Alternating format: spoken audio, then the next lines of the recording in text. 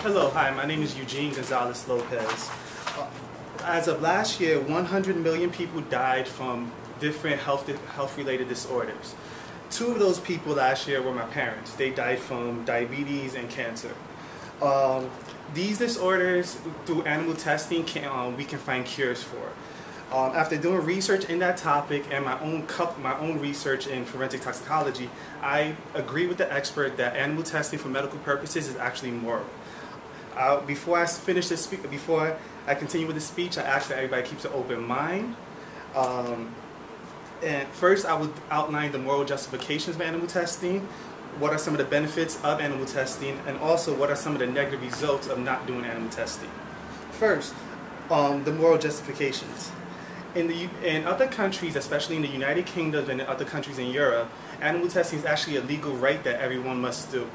In UK, for example, the Medicine Act of 1968 states that all drugs and other treatments must be tested on 2 different mammals, one being a rodent and the other animal being a higher mammal.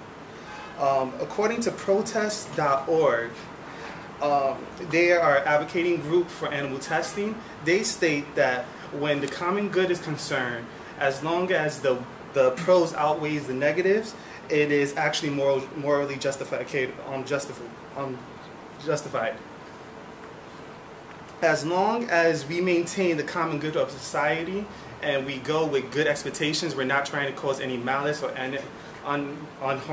start any harm for the animals, then we are morally justified to conduct research. The research actually benefits not just us, but it also benefits the animals themselves. The World Health Organization states that aside from all the human benefits that we receive from animal testing, the animals receive just as much. We have discovered different disorders and different cures for animals, as well as the ability to promote that life of livestock. Most of animal testing is done on rats. So 98% of all the animals tested is actually rats. This is also from the World Health Organization. And there are numerous safeguards to prevent the mistreatment of animals. The American Heart Association, responsible for governing animal testing, guarantees that in order to get funding, you must first show that there are no viable alternatives without using animals. The research cannot be successfully you must prove that the research cannot be successfully completed without animals, and that the experiment will be designed to actually get the needed results, that they don't want any unnecessary results. Now that we know a couple of the moral justifications for animal testing, I would like to examine the benefits of animal testing. First, if you look behind me, this chart is from Star Tribune, a newspaper in New Orleans, and they compiled the 10 best treatment, the 10 best life-saving treatments in the world, and they outlined it here with the 10. The 3 that are not highlighted, that are blue, with number 1, 3, and 4, did not contain animals. All the others actually contained animals, and if you put all those achievements together, the amount of animals that they used was less than 1,000. But if you add all the numbers that they saved, that is over 2 billion. That is more than the population of the United States of America combined. So, animal testing is essentially used because animals can relate to certain disorders and diseases similar to humans. We cannot use machines or other computer-based programs because our bodies is incredibly complex. A computer cannot even replicate the digestive system of a rat. So how can we expect to represent our own human system? From Dr. Robert Pizzo, president of the Federation of American Society of Experimental Biology, states that all Americans are living longer and healthier lives, all due to animal testing in the biomedical sciences. Okay. If you look in the picture behind me, these are just some of the benefits that we receive from animal testing. We learned a lot about allergies, arthritis, cancers, asthma, all from animals. And if we just examine one of these bullet points, diabetes, we see that from the United States Health Diabetes Fact Sheet, we see that just of last year, we had a total of 25 million people diagnosed with diabetes. And to get, in the 1900s, diabetes used to be considered a death threat, a mandatory death. They didn't have any treatment. You had diabetes, about 10 years later, you died, you became blind, you had to amputate a limb. Now, through the research that was done in 1921 by Dr. Frederick Blanton, who extracted insulin from a sheep and then injected it into a diabetic dog that was near death, he found that it actually reversed some of the effects and it actually promoted the dog's health. After more examination, this then became an actual treatment for diabetes, and it has saved over 130 million people so far.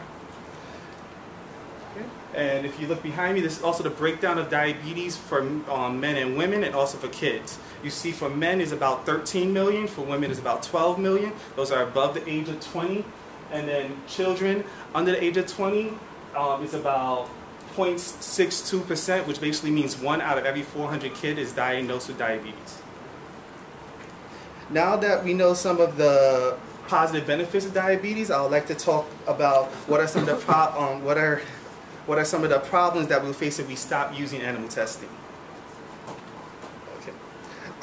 If animal testing stopped today, our population in general will be dramatically reduced.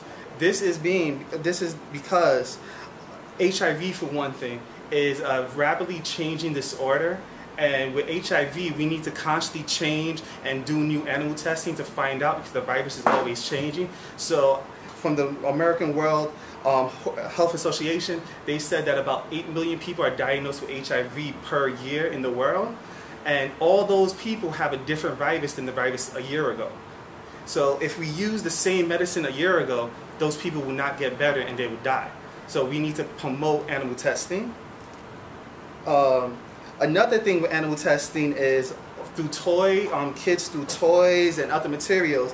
About 1 million children under the age of 5 actually ingest some sort of poison, and it's because of the testing that we do on animals, we're able to save these kids.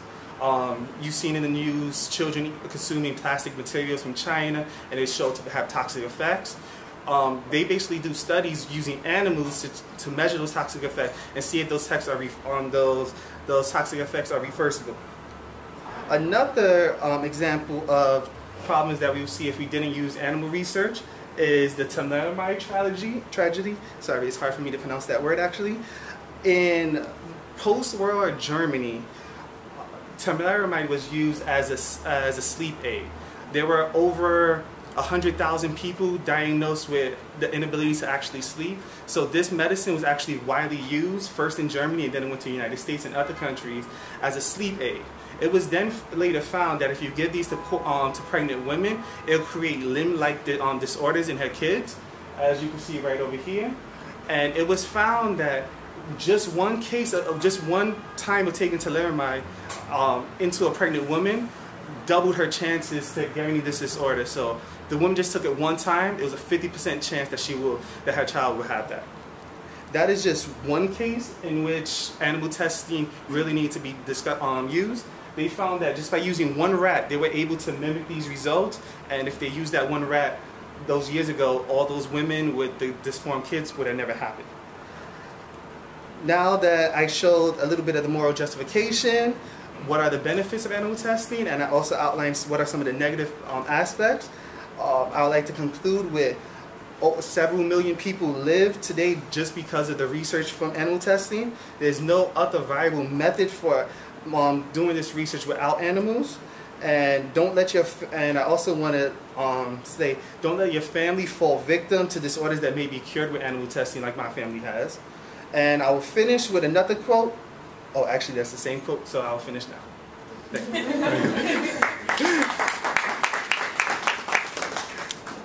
Good. We had plenty of time.